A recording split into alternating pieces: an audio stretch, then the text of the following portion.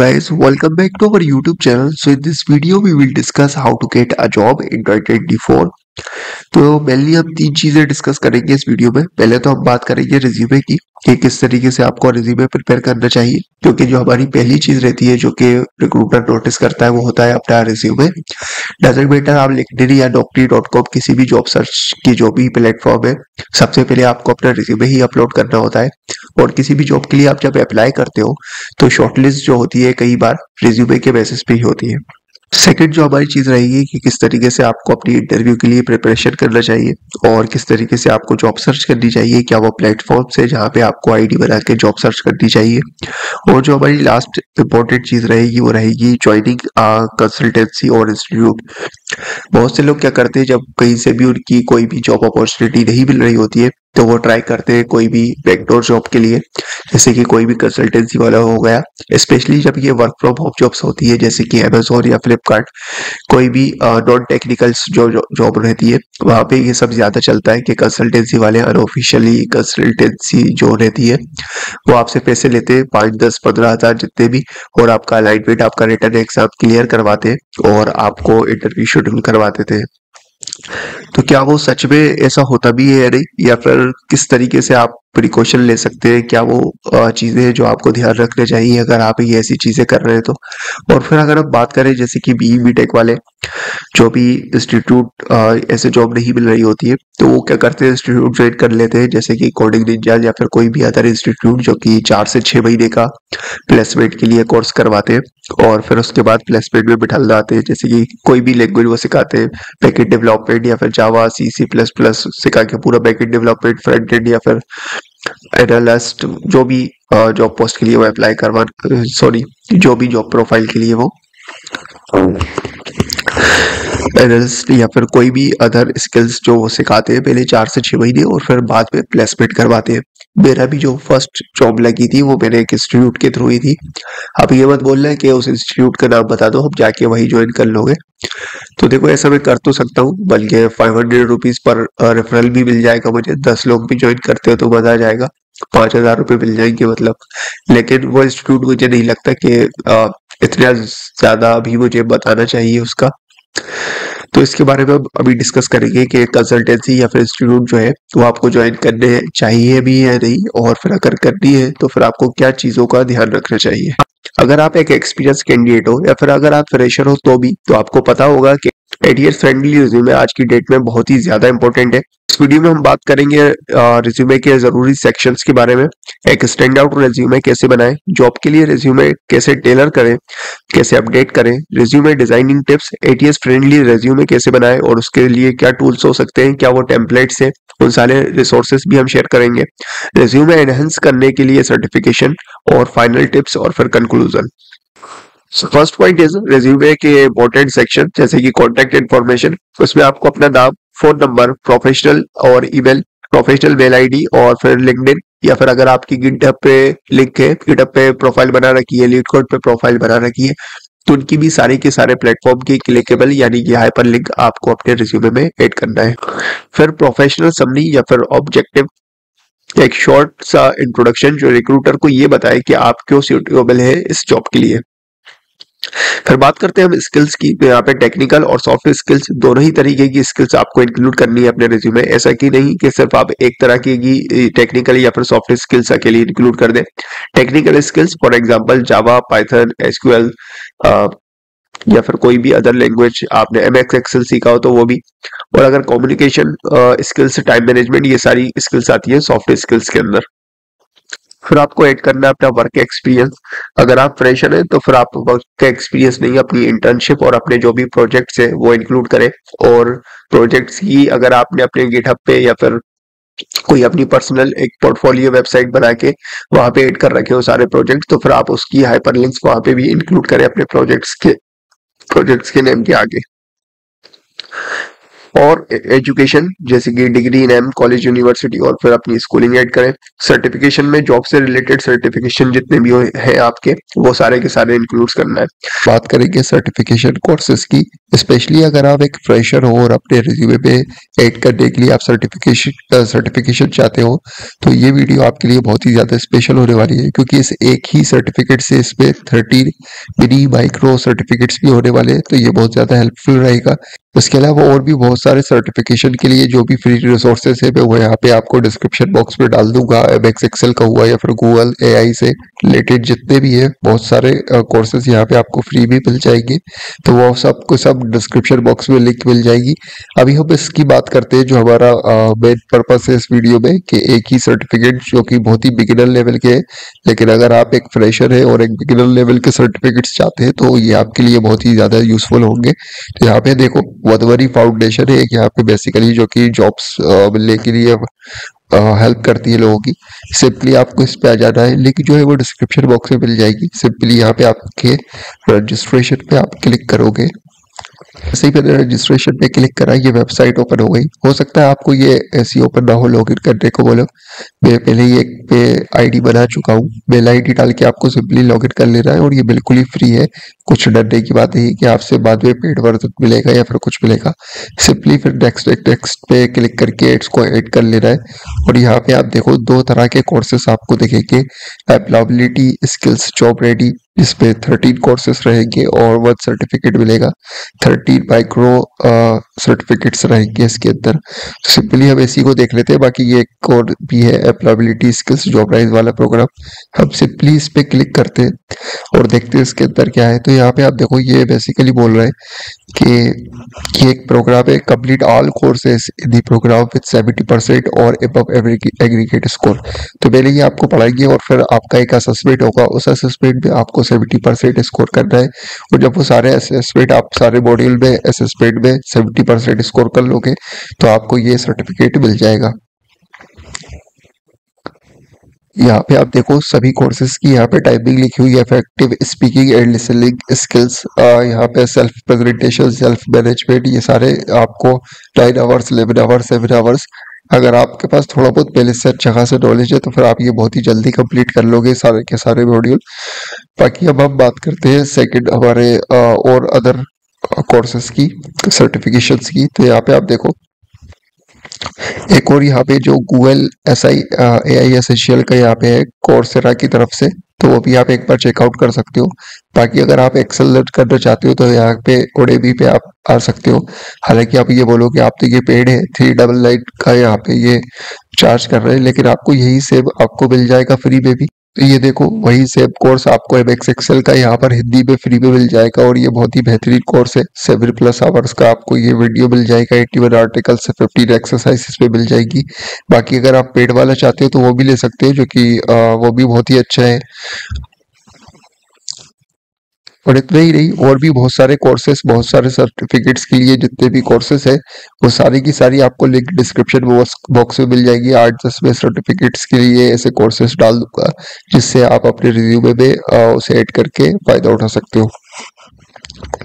Specially अगर आप fresher हैं तो फिर आपको सर्टिफिकेशन जरूर ऐड करनी चाहिए, क्योंकि आपके पास बहुत ही कम चीजें होंगी अपने रिज्यूमे को फिल करने के लिए। आपका रिज्यूमे बहुत ही खाली खाली लगेगा अगर आप सर्टिफिकेशन वगैरह इंक्लूड नहीं करेंगे। और अगर आपने इंटर्नशिप नहीं करी तो फिर तब तो ये और भी मतलब नेगेटिव पॉइंट हो जाएगा आपके लिए। बाकी एक्सपीरियंस वालों के लिए इतनी कोई दिक्कत नहीं है सर्टिफिकेशन की। बाकी ये एक्स्ट्रा करिकुलम एक्टिविटीज जो रहती है, लैंग्वेजेस या फिर हॉबीज, ये सारी आपके ऑप्शनल सेक्शन में आते हैं, आप इंक्लूड करें चाहे तो। अगर आपका ज्यादा रिज्यूमे में गैप बच रहा हो तो आप इंक्लूड कर सकते हैं, वरना इसको इग्नोर करें। थर्ड जो हमारा पॉइंट रहेगा उसमें एक स्टैंड आउट रिज्यूमे कैसे बनाए। तो पहले आपको क्या करना है, एक एटीएस फ्रेंडली रिज्यूमे की टेम्पलेट आपको चूज कर लेनी है। यहाँ पे आप देखो स्क्रीन पर आपको बहुत सारी टेम्पलेट्स दिख रही होंगी जो कि फ्रीली अवेलेबल है कैनवा पे या फिर एक और वेबसाइट। तो यहाँ पे आप देखो ये 3 आपको जो दिख रहा है रिज्यूमे की टेम्पलेट, यहाँ से आप सिंपली इस पे क्लिक करके अपनी सिर्फ ये आपकी मेल आईडी मांगेगा और आप यहाँ से अपना रिज्यूमे की जो टेम्पलेट है वो डाउनलोड कर सकते हो और अब एडिट कर सकते हो आप अपने वर्ड पे या फिर मोबाइल के कोई भी सॉफ्टवेयर पे, ऐप्स पे। अगर हम बात करते हैं जॉब के लिए रिज्यूमे कैसे टेलर करें यानी कि अपडेट कैसे करें। आप देखो, जॉब डिस्क्रिप्शन को ध्यान से पढ़ें और कीवर्ड्स आइडेंटिफाई करें। बाकी अगर आप ये नहीं कर पा रहे हैं तो आप जिस भी जॉब के लिए अप्लाई कर रहे हैं आप उसका जॉब डिस्क्रिप्शन कॉपी करें और चैट जीपीटी पे जाके पेस्ट करें। चैट जीपीटी से बोलें कि मैं इस जॉब के लिए अप्लाई कर रहा हूँ, इस जॉब के अकॉर्डिंग जितनी भी स्किल्स हो सकती हैं वो मुझे बता दो। या फिर आप पहले अपना रिज्यूमे बताएं, अपने बारे में इंट्रोडक्शन दें, चैट जीपीटी को अच्छे तरीके से अपनी एजुकेशन स्किल्स सारी चीजें डिफाइन करें और उसके बाद फिर जॉब डिस्क्रिप्शन जो है जो आपने कॉपी करा था वो पेस्ट करें और उससे बोले कि इस जॉब डिस्क्रिप्शन के अकॉर्डिंग मेरे रिज्यूमे में क्या मुझे चेंजेस करना चाहिए, क्या स्किल्स ऐड करनी चाहिए वो मुझे बता दो, तो वो आपको ऐड करके दे देगा। बाकी रिज्यूमे डिजाइनिंग टिप्स में ऐसा कुछ स्पेशल नहीं है। आपका जो लेआउट है वो क्लीन और प्रोफेशनल होना चाहिए। फॉन्ट जो है वो बहुत ही बेसिक से होना चाहिए, जैसे कि एरियल, कैलिब्री या टाइम्स न्यू रोमन यूज करें। कोई ऐसा मतलब ज्यादा स्टाइलिश जो फॉन्ट्स रहते हैं वो आप यूज ना करें। एटीएस फ्रेंडली टेम्पलेट का यूज करें। बाकी एटीएस फ्रेंडली रिज्यूमे बनाने के लिए टूल्स की अगर हम बात करें तो जैसे कि हमने कैनवास में देखा था और जो भी हमारी लिंक जो हमने शेयर कर रखी है ऑलरेडी, आप सिंपली उससे अपना रिज्यूमे पहले बना लें और फिर रिज्यूमे वर्डेट पे जाके अपना जब आप पेस्ट करेंगे अपना रिज्यूमे ड्रैग एंड ड्रॉप करेंगे तो वो आपको एक स्कोर कार्ड दे देगा, एटीएस स्कोर कार्ड। अगर आपका वो एटीएस स्कोर 75% से कम आ रहा है तो फिर आप अपना दूसरा टेम्पलेट चूज करें या फिर आप रिज्यूमे वर्डेट या फिर जॉब स्कैन पे जाके भी आप अपना रिज्यूमे बना सकते हैं। अगर फिर भी नहीं आ रहा हो तो फिर आप चैट जीपीटी से इसकी हेल्प ले सकते हो। अब बात आती है फाइनल टिप्स की, तो यहाँ पे आप देखो, रिज्यूमे को प्रूफर्ड करें, स्पेलिंग और ग्रामेटिकल एरर्स जितनी हो सके उसे अवॉइड करें। बहुत सारे सॉफ्टवेयर्स आपको मिल जाएंगे, आप यूट्यूब पे सर्च करोगे तो वहां पे अपना रिज्यूमे डालोगे तो वो भी जो भी ग्रामेटिकल एरर होगी तो वो वहां पे आपको बता देगा, वहां से आप फिर एडिट कर पाओगे। एक प्रोफेशनल या मेंटर से फीडबैक ले। कोई भी अगर आप मुझे भी अपना रिज्यूमे शेयर करना चाहते हो तो मुझे इंस्टाग्राम पेज पे मेरे रिज्यूमे शेयर कर सकते हो। अगर कुछ लगेगा तो मैं आपको गाइड कर दूंगा और फिर आप अपने हिसाब से अपडेट कर पाओगे। And the important thing, resume को हमेशा पीडीएफ फॉर्मेट पे सेव करें। मैं बहुत से देख रहा हूँ कि अगर मैं किसी से मांगता हूँ तो वो सिंपली क्लिक करके फोटो प्रिंट आउट रखा होता है और उनका हाथ वाथ आ रहा होता है बीच में और वो फोटो खींच के मुझे सेंड कर देते हैं। हमेशा एक पीडीएफ फॉर्मेट में आपके पास एक रिज्यूमे कंप्लीट होना चाहिए। सो फ्रेंड्स, ये थी एक स्टेप बाय स्टेप गाइड एक परफेक्ट रिज्यूमे बनाने के लिए। जितने भी मेरे एक्सपीरियंस से मैंने सीखा है वो सारा मैंने आपके साथ शेयर कर दिया है। अब हम बात करते हैं इंटरव्यू की। तो यहाँ पे आप देखो, जो फ्रेशर खासकर गलती करते हैं कि वो किसी भी कंपनी के लिए अप्लाई करते थे और फिर जब इंटरव्यू के लिए डायरेक्टली जाते हैं तो फिर उन्हें कुछ भी पता नहीं होता कि क्या कंपनी काम क्या करती है, किन प्रोजेक्ट्स पे वो काम कर रही है, कौन सीईओ है, कौन मैनेजर है, किसने कंपनी बनाई थी, कब बनी थी, ये कुछ भी उन्हें पता नहीं होता। तो कंपनी के आप जो है रिसर्च जरूर करके जाए, क्योंकि अगर यही चीजें आपकी खराब हो गई, बाकी जो पहला क्वेश्चन तो रहेगा वो इंट्रोडक्शन का रहेगा तो उसके बारे में अभी हम बात करेंगे। लेकिन अभी जो आपको ये चीजें दिख रही है ये सारे पॉइंट्स आपको कवर जरूर करनी चाहिए, जैसे कि आपकी जॉब रोल जो है वो आपको अच्छे से अंडरस्टूड कर लेने चाहिए। आपको नहीं समझ में आ रहा है कि क्या जॉब रोल रहेगा, आप चैट जीपीटी पे डालो और उससे बोलो कि भाई मुझे हिंदी में एक्सप्लेन कर दो, तो वो आपको बता देगा कि आपको बेसिकली ये काम करना होगा। और फिर जो भी आपके मोस्ट कॉमन इंटरव्यू क्वेश्चंस रहते हैं, जैसे कि मैं किसी फ्रंट एंड डेवलपमेंट के लिए अप्लाई कर रहा हूँ तो फिर जितने भी फ्रंट एंड डेवलपमेंट से रिलेटेड जितने भी है HTML CSS से जितने भी मोस्ट आस्क्ड क्वेश्चंस होते हैं, एंगुलर के लिए अप्लाई कर रहे हैं तो ये एंगुलर के जितने भी मोस्ट आस्क्ड क्वेश्चन है जो कि बहुत ही बेसिक है और हर एक इंटरव्यू में पूछे जाते हैं, तो वो आपको प्रिपेयर कर लेना चाहिए। जैसे कि मैं कस्टमर केयर एग्जीक्यूटिव के लिए अप्लाई कर रहा हूँ तो जितने भी कस्टमर केयर के क्वेश्चंस है बहुत ही बेसिक जो कि HR क्वेश्चंस होते हैं वो आपको सारे के सारे प्रिपेयर कर लेना चाहिए। करीब 20, 30, 50 होंगे मैक्सिमम ऐसे क्वेश्चन और वो आपको सारे के सारे प्रिपेयर जरूर करना चाहिए और आपको अपनी टेक्निकल और रोल स्पेसिफिक क्वेश्चंस को जरूर प्रिपेयर करना चाहिए।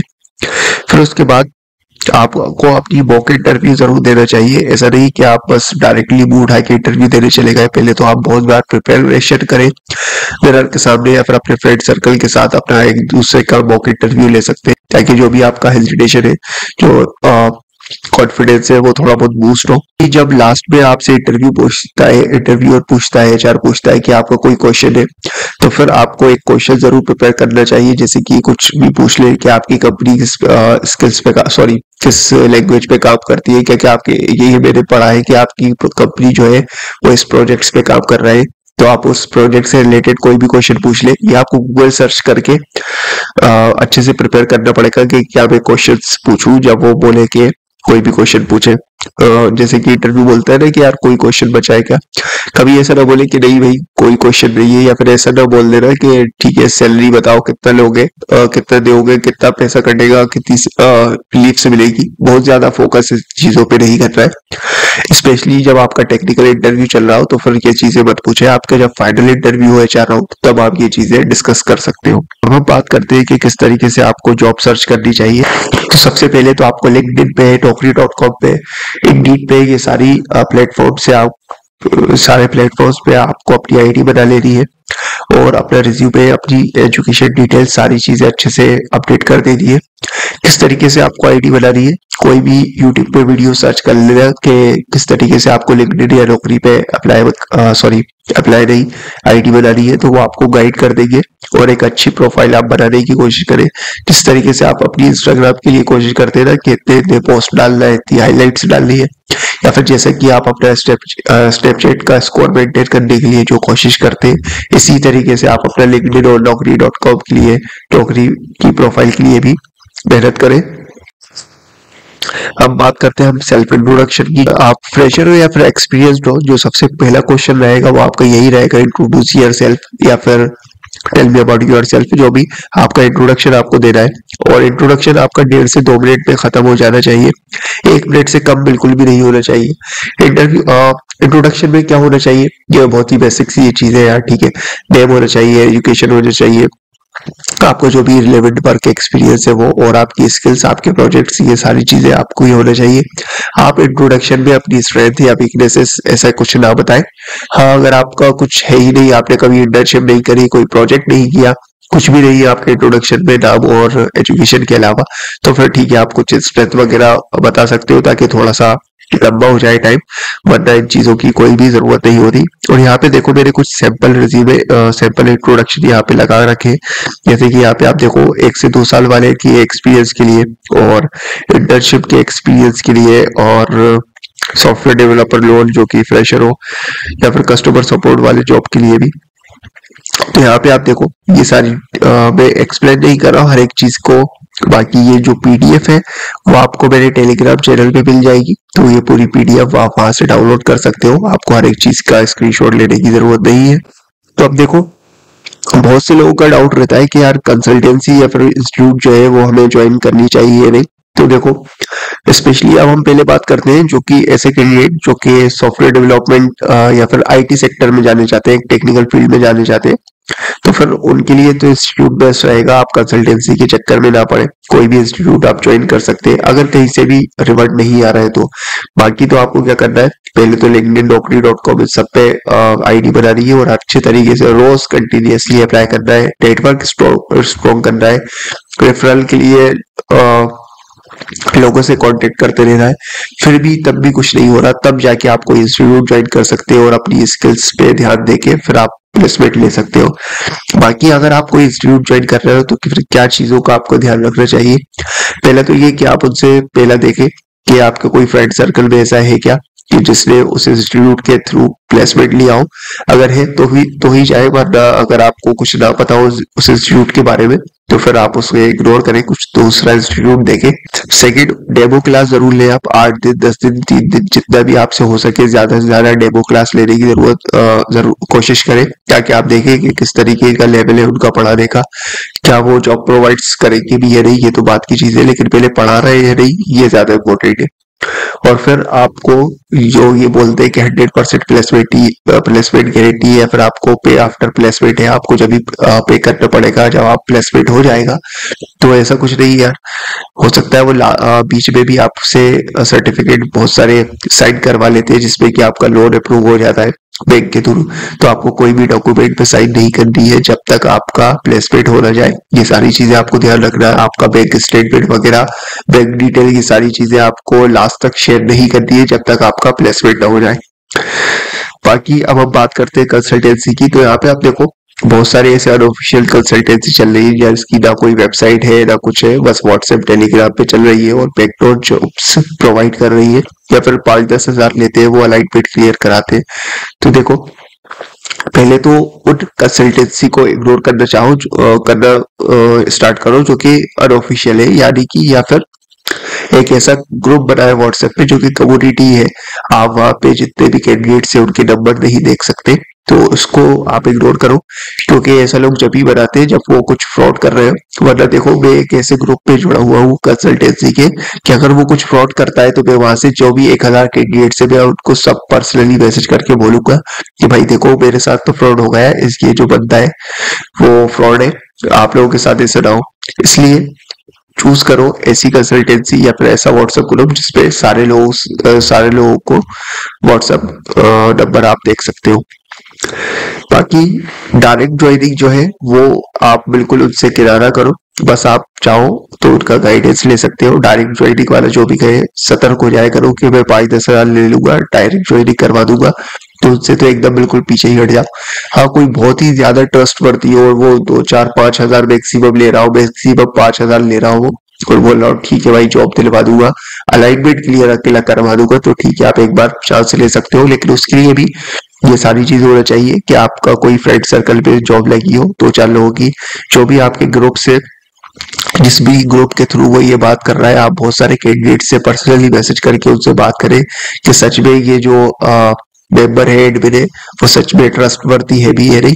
ये सारी चीजें पहले देखें, फिर तब जाके डिसीजन ले। बाकी मैं तो यही कहूंगा कि इसको इग्नोर करने की कोशिश करें, लेकिन फिर भी अगर आप चांस लेना ही चाहते हैं तो फिर कम से कम आप ये सेफ्टी प्रिकॉशंस जरूर ले लें। बाकी कोई और भी डिटेल आपको चाहिए हो, कुछ भी डाउट हो, तो आप कमेंट में पूछो, या फिर मुझे इंस्टाग्राम पे कोई भी पर्सनल गाइडेंस की जरूरत है तो मुझे इंस्टाग्राम पे मैसेज कर सकते हो। लिंक सारी की सारी डिस्क्रिप्शन बॉक्स में मिल जाएगी। Best of luck, good bye, take care.